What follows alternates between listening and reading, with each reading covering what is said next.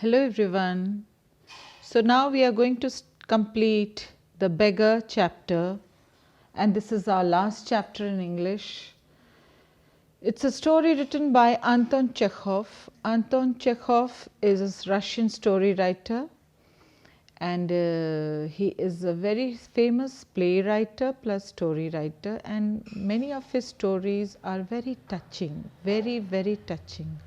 This story, The Beggar, is also a very touching story where we come to find a beggar, a lazy creature, being changed to a good human being when he gets a good atmosphere.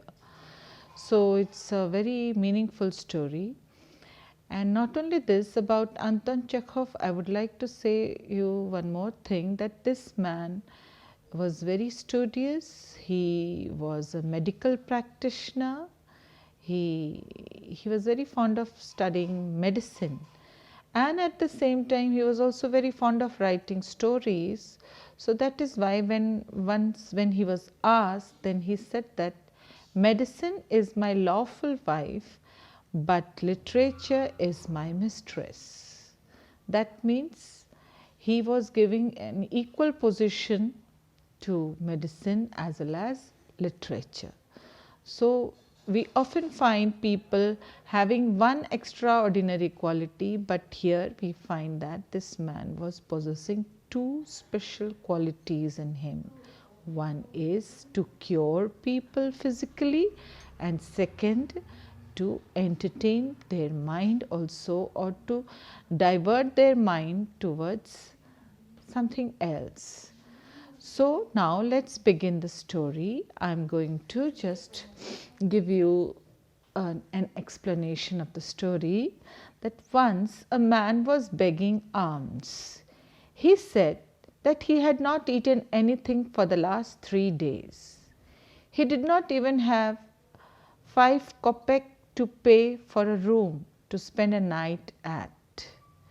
He swore by God that he spoke the truth. He had been a school teacher in a village for 8 years, but he lost his job due to conspiracy of his colleagues. For the last 1 year, he was roaming here and there, jobless. So this was something very pathetic about him. Then, to whom he was explaining all this thing, he was an advocate named Sergei. Sergei looked at the light brown colored coat of the beggar, and the beggar had dull, drunken eyes, by which Sergei could easily understand that he is lying. There were red spots on both his cheeks. Sergei felt that he had seen that man before also. So the beggar continued that he had got an offer of a job in a state of Kaluga in Russia. He did not have enough money to travel to the place. He wanted help, though he felt ashamed asking for it, but his circumstances had forced him to do so. Sergei saw the man's shoes. Both of them had varying heel sizes. He remembered something. He said that the day before, the previous day, he had seen the same beggar in some other street named as Sadovia. Then the beggar had said that he was a student who had been removed from the institution, and not that he was a school teacher. He asked the beggar if he remembered it. The beggar was shocked and spoke softly that was not possible. He reasserted that he was a school teacher and could show his documents as proof. Sergei said that he had lied enough. He added that the beggar had told him that he was a student and had even told the reason for getting expelled from his institution. Sergei was full of anger and turned away from the beggar. He screamed that the beggar was dishonest. He was a cheat. And Sergei would hand him over to the police. The beggar confessed that he was lying. He was neither a teacher nor a student. He had been a singer in a Russian group and was removed due to his drinking problem. He lied because people would not give him alms if he told them the truth. Sergei screamed at him and said that he could do work instead of lying people. The beggar said that he knew he should work, but there was no work for him. Sergei asked him if he would chop wood for him, and the beggar wanted to chop wood, but he said that he even was not having a woodcutter skill where he could get this kind of job, and who would employ him for that? Sergei offered him the work. The beggar replied that he would chop wood for him. He agreed. Sergei said that his willingness to work would be judged soon. He walked off rubbing his hands and called the cook from the kitchen.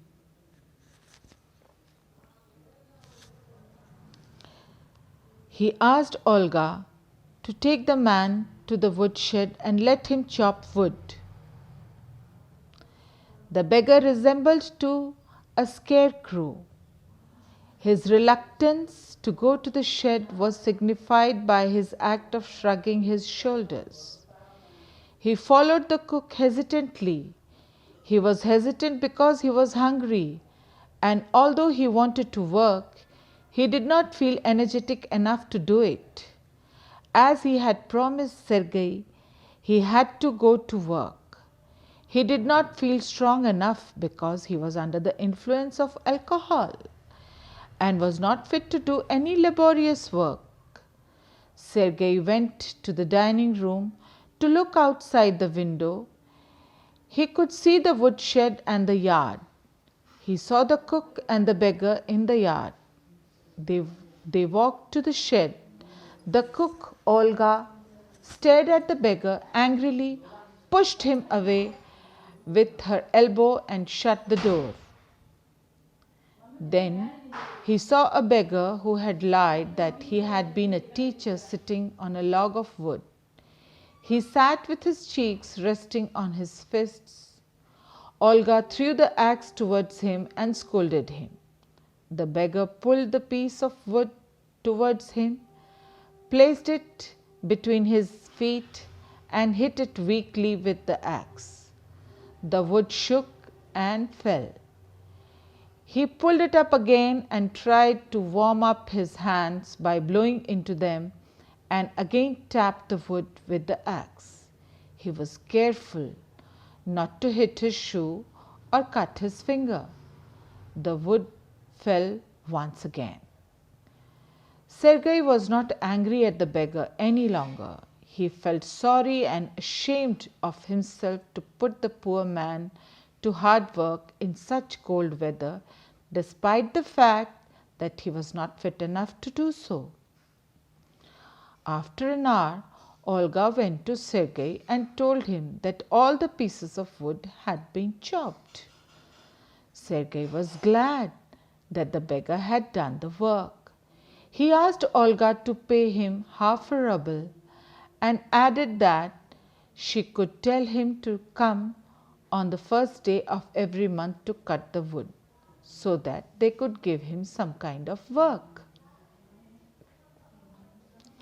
The beggar turned up on to the first of the month and got a half of ruble, although he was heavily drunk and could not even stand on his feet. He went there for work often. He would do various jobs like shoveling and snow, set the wood in the shed, beat the rugs to remove the dust, and he earned 20 to 40 kopecks for it. Once Sergei gave him a pair of trousers too.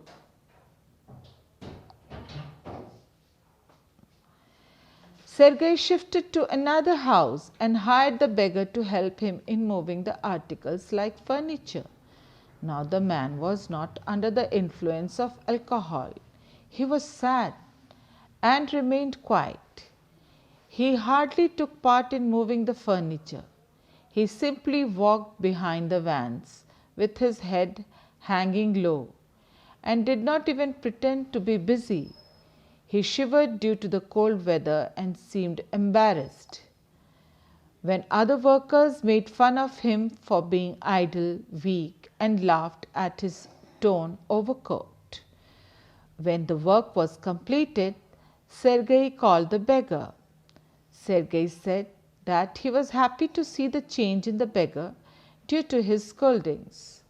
He gave him a ruble for his labor and asked him his name. And he had left drinking, as he had left drinking and was willing to work too. The beggar replied that his name was Lashkov. Sergei wanted to offer him a better work and asked him if he could write also. Lashkov replied that yes, he could write also. Sergei handed him a letter to be delivered to the friend of his.